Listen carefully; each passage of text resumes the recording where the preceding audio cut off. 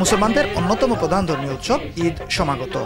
বাংলাদেশের মতো এত আনন্দঘন না হলেও প্রবাসী মুসলমান বাংলাদেশিদের ঈদকে ঘিরে মাতামাতির অন্ত নেই।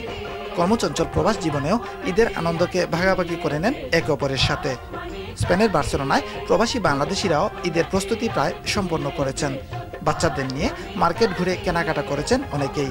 বাচ্চাদের জন্য কেনাকাটা করতে বের হয়েছি, কারণ বাচ্চাদের খুশি ঈদের সবচেয়ে বেশি, ওদের আনন্দটাই। আসলাম ঈদের মার্কেটে কেনাকাটা করার জন্য। আমি এখানে আসছি আমার বন্ধু বান্ধব নিয়ে, একটা ফতুয়া কিনেছি, একটা শার্ট কিনেছি। বাচ্চাদের জন্য কেনাকাটা করতে এসেছি, কিন্তু দেশের মতো তো ঈদ হবে না এখানে, কিন্তু তারপরও নিজেদের মতো ঈদ করতে হবে, সবাইকে রেখে, বাপ মাকে রেখে। এখানকার নবপ্রজন্ম ঈদের তাৎপর্য পুরোপুরি না বুঝলেও ঈদ যে একটা আনন্দের উপলক্ষ তা আন্দাজ করতে পারছে।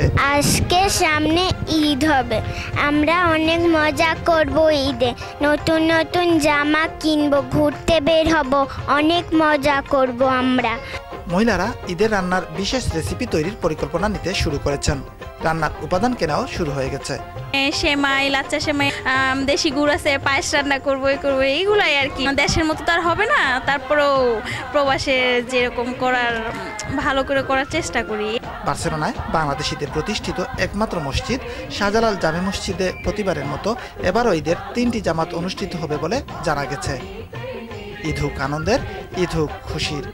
ঈদ আমেজের ছোঁয়া যান্ত্রিক প্রবাস জীবনেও দোলা লাগাক আনন্দের উপলক্ষ হয়ে। Shahadul Suhed, channel I, Barcelona, Spain.